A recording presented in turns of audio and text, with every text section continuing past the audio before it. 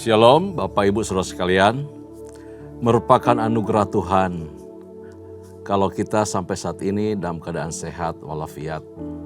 Nah, melalui program Bible Study oleh CK7 hari ini, kita akan belajar bersama-sama satu bagian di dalam Mazmur pasal yang ke-80, ayat pertama sampai ayat yang ke-20. Mazmur 80 merupakan kesaksian dari Asaf, di mana 10 pasal dari jilid ketiga dari kitab Mazmur ini, yaitu pasal 73 sampai pasal yang ke-89, merupakan kumpulan dari Mazmur Asaf. Asaf itu adalah seorang Lewi, seorang imam yang melayani dan memimpin bidang musik dan pujian di Bait Allah pada zamannya Raja Daud dan Salomo. Untuk selanjutnya kita akan membaca, membahas, merenungkan bersama-sama Mazmur 80 ini. Karenanya itu saya ajak kita semua untuk hampiri Tuhan.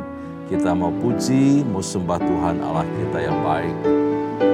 Terima kasih. Haleluya.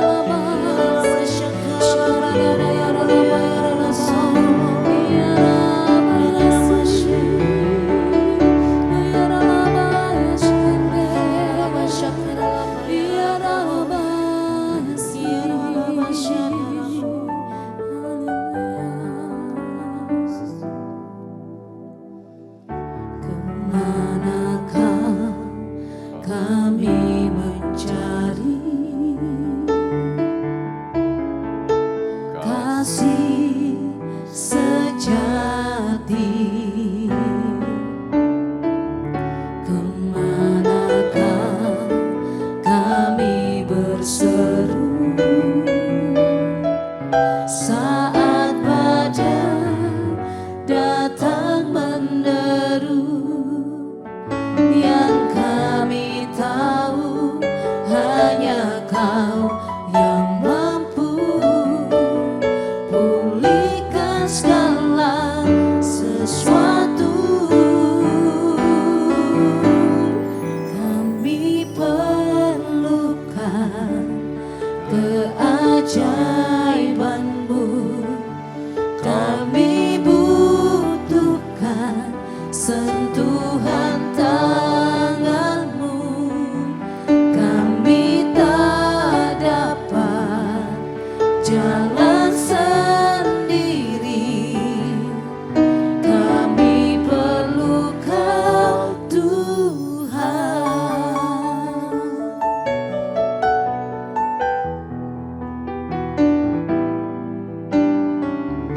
Kemanakah kami mencari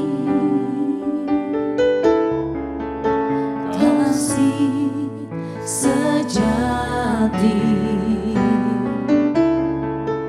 Kemanakah kami berseru saat badai datang menderu? Yang kami tahu hanya Kau yang mampu pulihkan segala sesuatu. Kami perlukan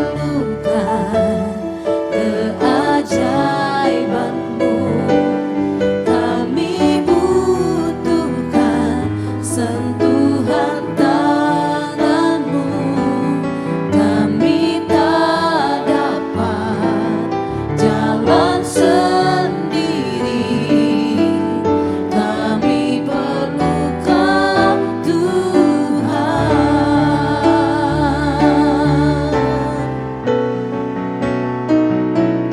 Kami perlukan keajaiban-Mu, kami butuhkan sentuhan tangan-Mu. Kami tak dapat jalan sendiri, kami perlu Kau Tuhan. Kami perlukan keajaiban-Mu, kami butuhkan sentuhan tangan-Mu. Kami tak dapat jalan sendiri, kami perlu Kau Tuhan. Kami perlu Kau Tuhan. Kami perlu Kau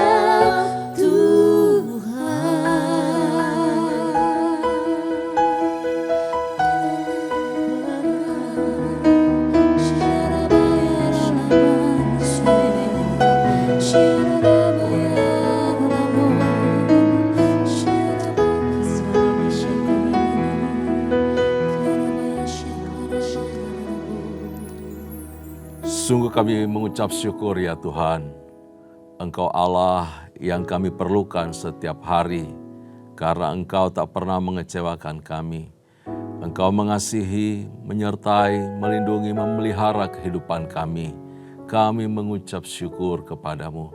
Terima kasih ya Tuhan, terpuji-pujilah nama-Mu. Tuhan, hadir-Mu, berkat-Mu, urapan-Mu bagi kami semua. Ketika kami membaca dan merenungkan kebenaran firman-Mu, berkati kami. Di dalam nama Yesus Kristus Tuhan, kami sungguh mengucap syukur dan kami berdoa. Haleluya. Amin.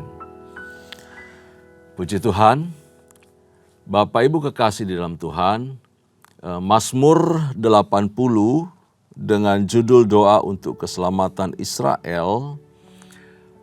Pasal ini terbagi di dalam 3 bagian, yang masing-masing bagian tersebut diakhiri dengan kalimat penutup, baik di ayat yang keempat, ayat ke-8, dan ayat yang ke-20. Ya Tuhan, pulihkanlah kami, buatlah wajah-Mu bersinar, maka kami akan selamat.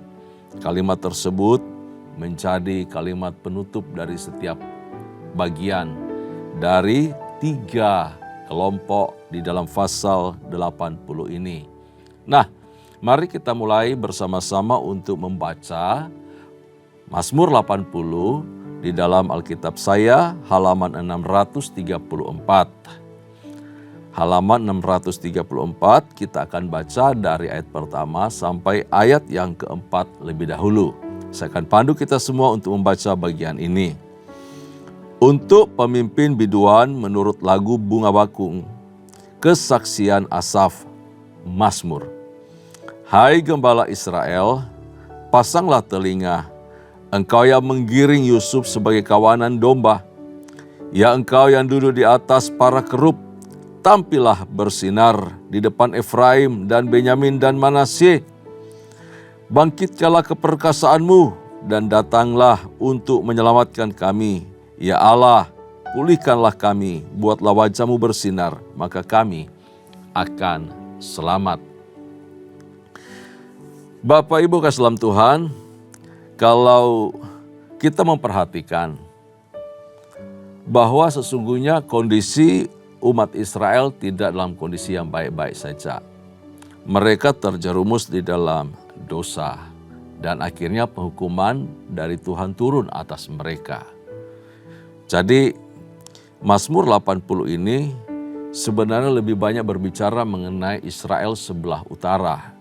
Yang disebutkan tadi Yusuf, lalu kemudian ada Efraim, ada Manasye.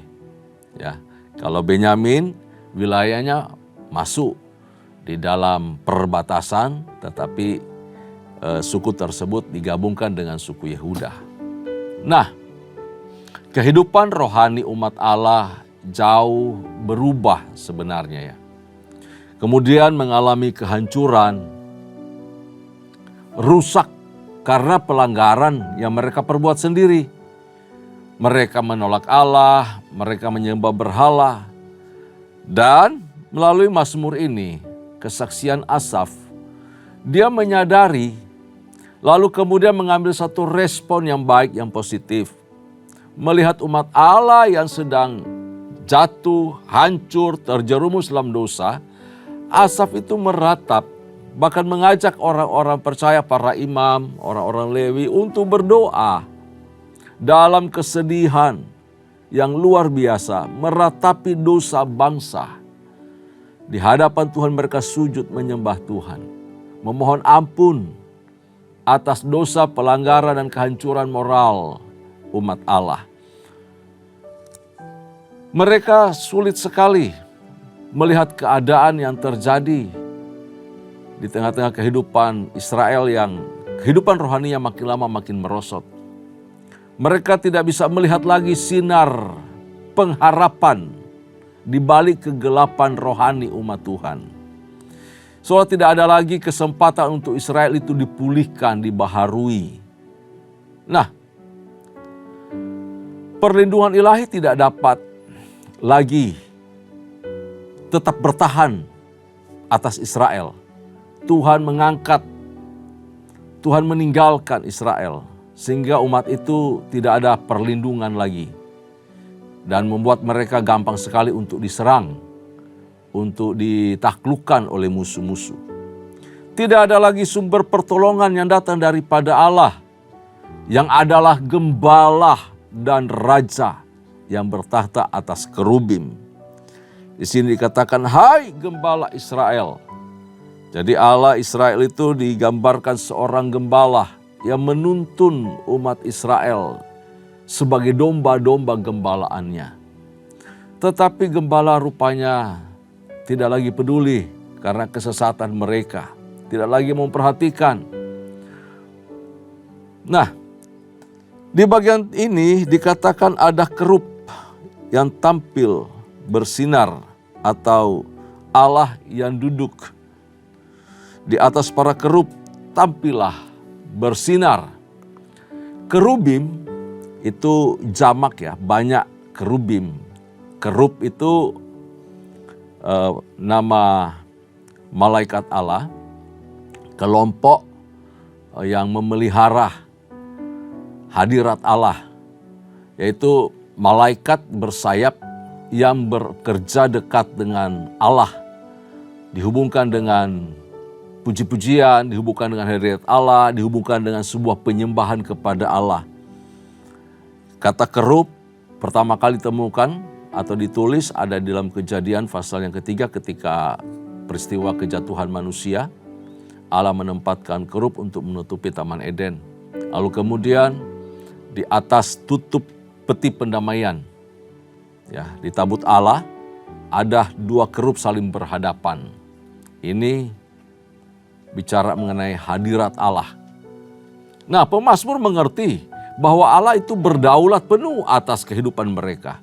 Allah itu punya wewenang, kuasa penuh atas kehidupan orang Israel. Oleh karena itu, hanya dengan cara perkenanan, hanya dengan cara pengampunan, hanya dengan cara pertolongan Allah saja yang kemudian sanggup menolong umat Israel dan menyelamatkan mereka dari kehancuran, baik moral, kehidupan rohani maupun secara bangsa, secara nasional, supaya mereka diluputkan.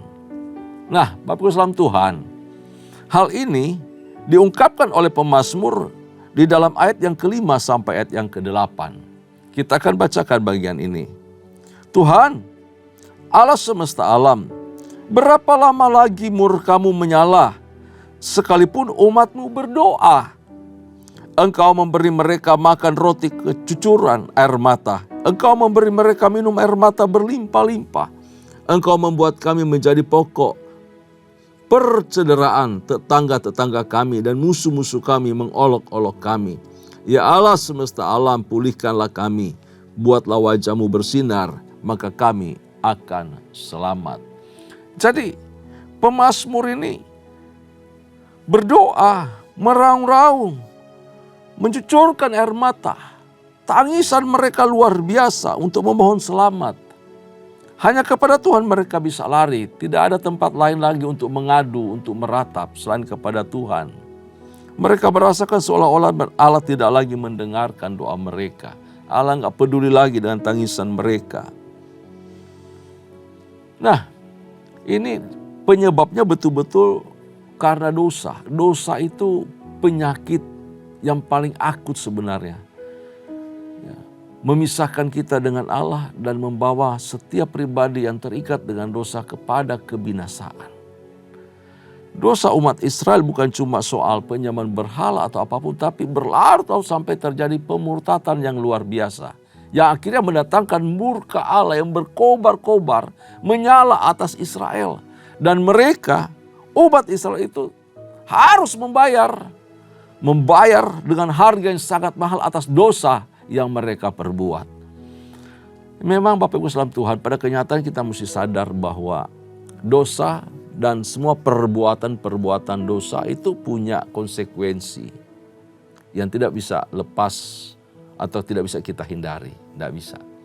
Siapapun yang melakukan pelanggaran pasti menerima konsekuensinya. Dan umat Israel karena kemurtatannya kepada Allah, mereka harus membayar mahal dari perbuatan mereka tersebut. Di sini pemazmur melukiskan teriakan mereka, permohonan mereka, doa mereka, ya, dengan dilukiskan bahwa mereka telah makan roti cucuran air mata.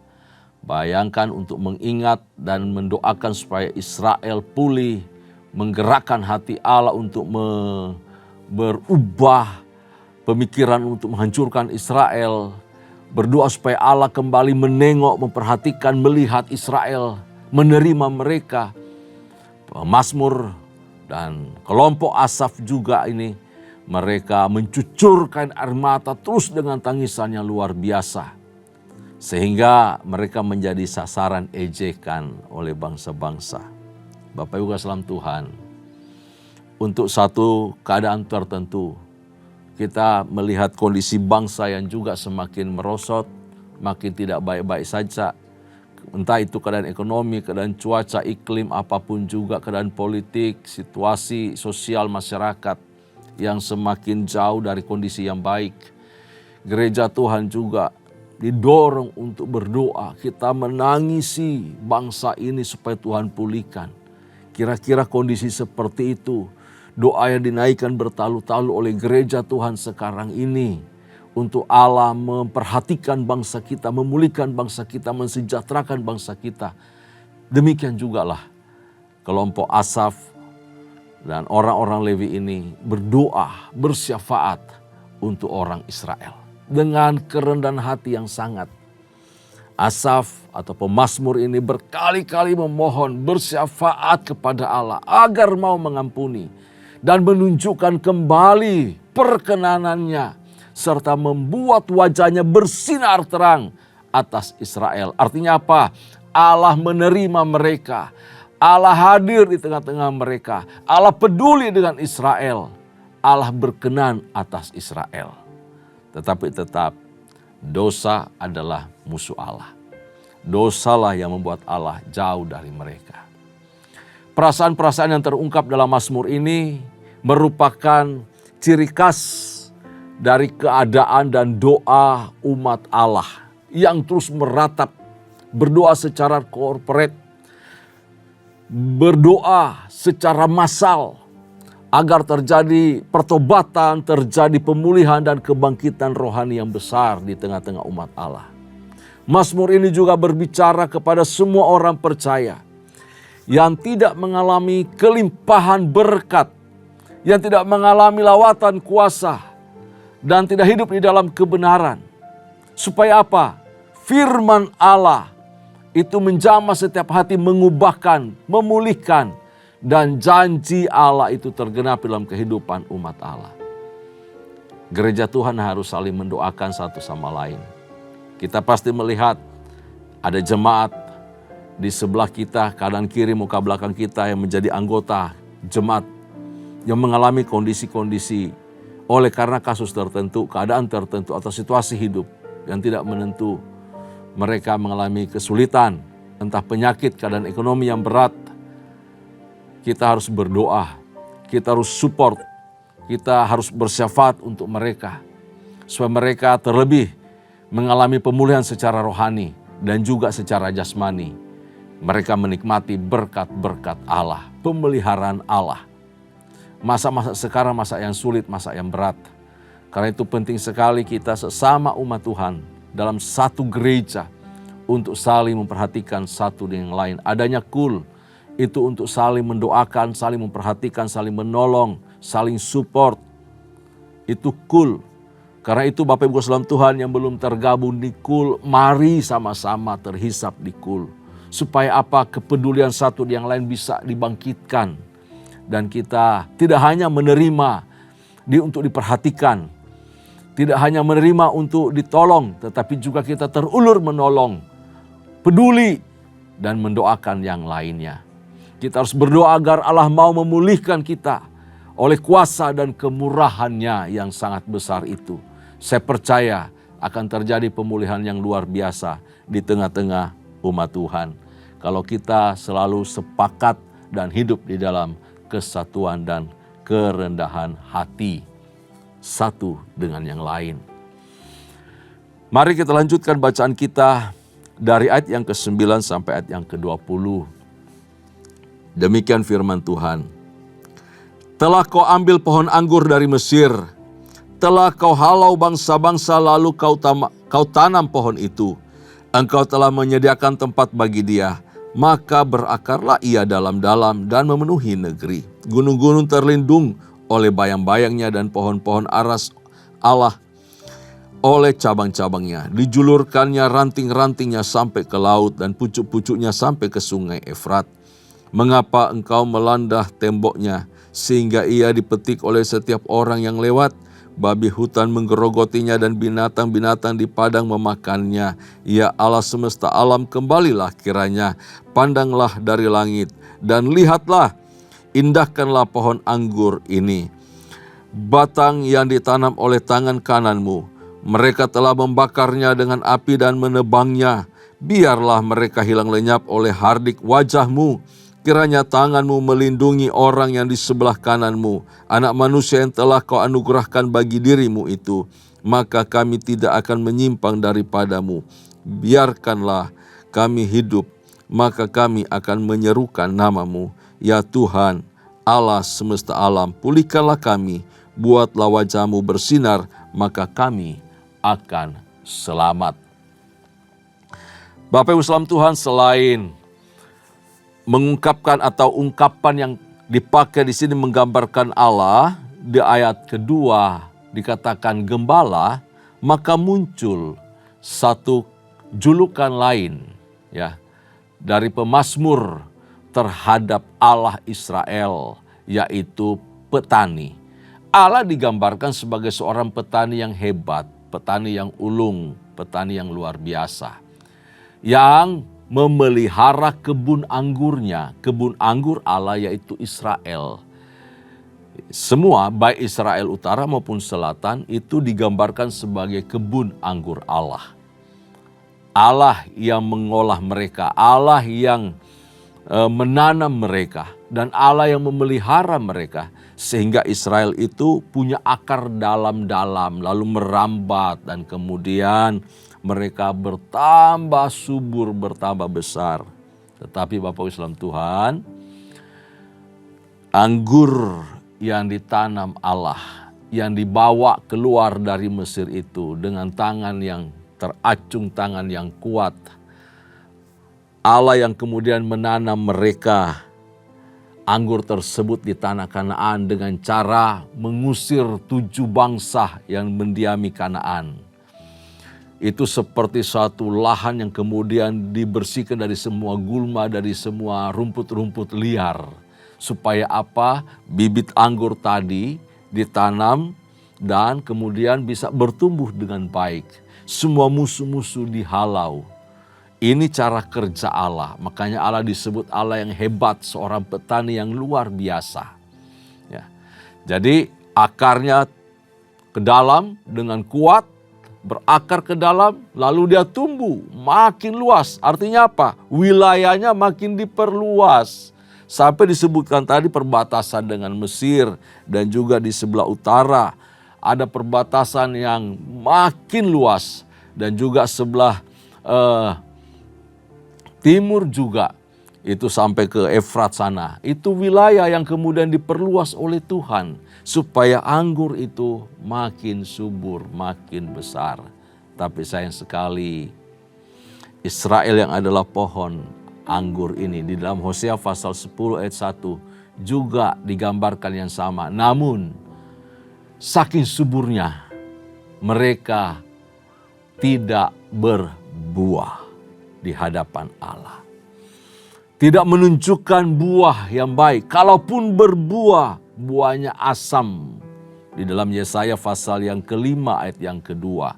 Israel seperti pohon anggur. Kalaupun berbuah, asam semua. Orang yang makan giginya jadi ngilu. Ini bicara mengenai buah yang tidak baik. Buah yang sangat buruk. Dan Bapak Islam Tuhan, kalau kita perhatikan di dalam Yehezkiel pasal 15 ayat 21. Sekali lagi Yehezkiel 15 ayat Yehezkiel 15 ayat 2 dan ayat yang ke-6. Itu dikatakan bahwa jika pohon anggur itu tidak berbuah, maka tidak punya harga lagi. Semua akan dibakar. Ya. Kalau di dalam Yohanes pasal 15, ketika Yesus berbicara mengenai pokok anggur, maka ranting-ranting yang tidak berbuah akan dikerat, dipotong. Ketika kering, semua akan dilempar ke dalam api, dibakar. Israel kondisinya seperti itu. Nah, ada pertanyaan dalam doa Mazmur ini. Mengapa engkau melandah temboknya? Di ayat 13, mengapa engkau melanda temboknya, sehingga ia dipetik oleh setiap orang yang lewat? Pohon anggur pilihan itu telah menjadi pohon anggur yang liar. Pohon anggur yang kalau berbuah pun asam saja. Yang kemudian menjadi celah bagi pemiliknya. Tuhan jadi dipermalukan. Dunia sekitarnya, bangsa-bangsa sekitar mengolok-olok Allah Israel, Allah yang mati, Allah yang tidak hidup, Allah yang tidak bisa menolong mereka lagi. Mereka dulu dipimpin dengan luar biasa keluar dari Mesir, melewati Laut Tiberau, tapi sekarang lihat, Allah tidak lagi berpihak kepada mereka. Jadi dalam hal ini Allah Israel jadi bahan cercaan. Kadangkala oleh karena dosa, perbuatan salah, perbuatan jahat kita, ketidakbenaran kita, pelanggaran-pelanggaran kita, entah secara pribadi, keluarga atau berjemaat, kemanapun kita pergi, tentu saja kita membawa bukan cuma nama kita, diri kita, tetapi ada nama Tuhan. Dan ketika perlakuan-perlakuan kita tidak menyenangkan, nggak baik, etika moral kita rusak, maka nama Tuhan yang diejek, nama Tuhan yang dicela. Begitu. Betapa kita menyandang, memikul nama Tuhan itu dalam diri kita. Kita anak-anak Allah. Orang-orang luar sana suka tanya, katanya kamu orang Kristen. Katanya kamu anak Allah. Kok seperti itu? Orang Kristen kok seperti itu? Nah gitu, ini contoh Bapak Salam Tuhan. Pada kenyataannya bukan kita, bukan diri kita, bukan nama kita, tetapi nama pemilik hidup kita yang selalu dicela dan dibawa-bawa. Karena itu mari kita bawa hidup kita baik-baik dimanapun kita berada. Jauhkan setiap dosa, pelanggaran, kejahatan dari kehidupan kita. Supaya hidup kita terus berkenan di hadapan Tuhan. Allah akhirnya juga membangkitkan rasa benci terhadap bangsa-bangsa. Atau maksudnya begini, Allah membangkitkan kebencian dari bangsa-bangsa itu terhadap Israel. Sengaja. Sehingga apa? Mereka datang menggerogoti, memakan.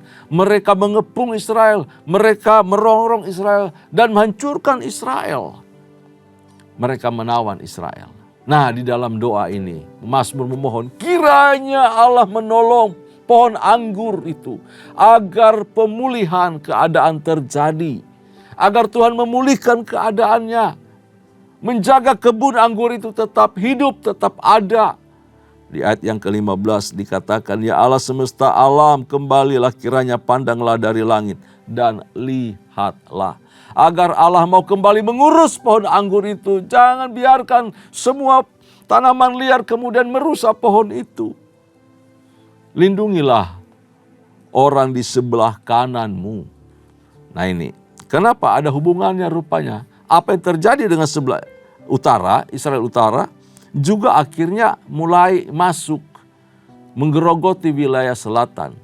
Yang pada akhirnya walaupun jenjang waktunya cukup panjang, hampir 150 tahun, kemudian selatan juga jatuh, ditawan ke Babel, Bapak Islam Tuhan. Di ayat yang ke-18 ini menarik sekali. Bahwa kiranya tanganmu melindungi orang di sebelah kananmu, anak manusia yang telah kau teguhkan bagi dirimu itu.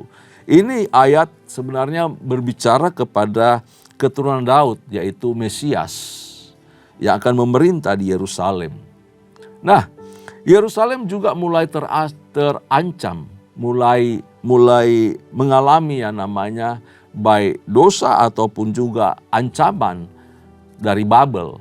Setelah Asyur menghancurkan sebelah utara, Israel sebelah utara. Nah, Bapak Islam Tuhan, ini luar biasa doa yang dipanjatkan oleh Asaf.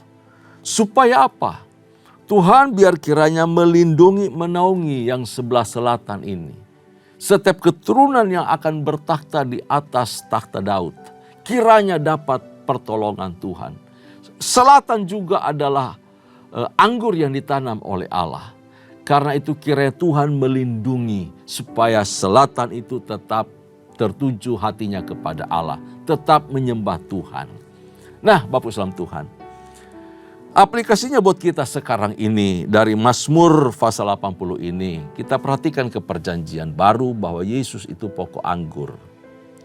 Dan kita cara-caranya dengan cara tetap melekat dan tinggal di dalam Dia, maka kita akan berbuah. Di dalam Mazmur 80 ini, kita melihat satu hubungan yang sangat unik antara Allah dan umat Israel, yang digambarkan dengan yang pertama, bahwa Allah sebagai gembala dan kemudian Israel sebagai dombanya. Sama seperti Daud juga menempatkan dirinya sebagai domba dan Allah sebagai gembalanya. Itu secara pribadi. Tetapi Israel secara nasional adalah domba gembalaan Tuhan. Dan kedua, bahwa Allah itu sebagai pemilik kebun, pengusaha. Israel adalah kebun anggur Tuhan. Lalu kita perhatikan dalam perjanjian baru, Yesus juga menyatakan diri, akulah gembala yang baik. Orang percaya umatnya adalah domba-domba gembalaannya. Yesus menempatkan diri yang kedua juga sebagai pokok anggur sejati. Dan kita adalah carang-carangnya. Bapak Islam Tuhan, Bapa adalah pengusaha atau pemilik dari kebun anggur itu. Bapa dalam Yesus adalah satu. Nah, kita digambarkan sebagai domba yang tidak mendengarkan suara gembala. Kadang kita digambarkan juga sebagai domba-domba yang sesat. Kalau kita tidak mendengarkan firman, kalau kita tidak tinggal di dalam Yesus. Sebagai carang-carang anggur, kita tidak menghasilkan buah. Buah yang asam pula, buah yang busuk, buah yang dengan tampil sikap hidup yang selalu memberontak kepada Allah. Karenanya itu, setiap kondisi seperti ini, mari kita bertobat sungguh-sungguh. Supaya menjadi anggur atau ranting-ranting yang tetap melekat kepada Tuhan, yang tinggal di dalam Dia. Kalau kita sebagai domba, kita domba yang mendengarkan suara Tuhan. Kita yang selalu setia mengikuti petunjuk Tuhan. Supaya apa? Kita memperoleh belas kasihan Tuhan. Kita ditolong Tuhan dan kita dipulihkan oleh Tuhan. Dari hari-hari yang kita lalui, kita adalah domba-domba gembalaan Tuhan. Kalau dengan demikian, sikap hidup kita yang berkenan ini menolong kita untuk tetap diam di hadirat Allah, tetap menikmati bait-Nya, tetap menikmati firman-Nya, dan kita akan berbuah lebat. Buah yang kita hasilkan buah yang manis dan benar di dalam Tuhan. Amin. Firman Tuhan hari ini. Tundukkan kepala, kita berdoa. Terima kasih untuk kebenaran firman-Mu dari Mazmur pasal 80 yang telah kami pelajari bersama-sama. Tuhan, jadikan kami umat, jadikan kami domba-domba gembalaan-Mu yang punya telinga, punya hati, punya pikiran yang selalu tertuju kepada Tuhan, mendengarkan suara-Mu. Jadikan kami ranting-ranting dari anggur yang melekat kepada pokok, yaitu Yesus Kristus. Terima kasih Tuhan supaya kami bisa berbuah lebat untuk hormat kemuliaan bagi nama-Mu. Nama-Mu diagungkan dan dipuji. Terpuji nama-Mu ya Tuhan, kami mengucap syukur berkat-Mu atas kami. Kekasih-kekasih Tuhan, arahkan hatimu di hadapan Allah, terimalah berkat, anugerah serta berkat yang melimpah dari Allah Bapa, kasih sayang dalam Kristus Yesus Tuhan, serta persekutuan yang manis dengan Allah Roh Kudus, menyertai kita mulai hari ini, sampai parusia Tuhan datang pada kali yang kedua, bahkan sampai selama-lamanya. Setiap yang percaya sama-sama katakan, amin. Tuhan memberkati, shalom.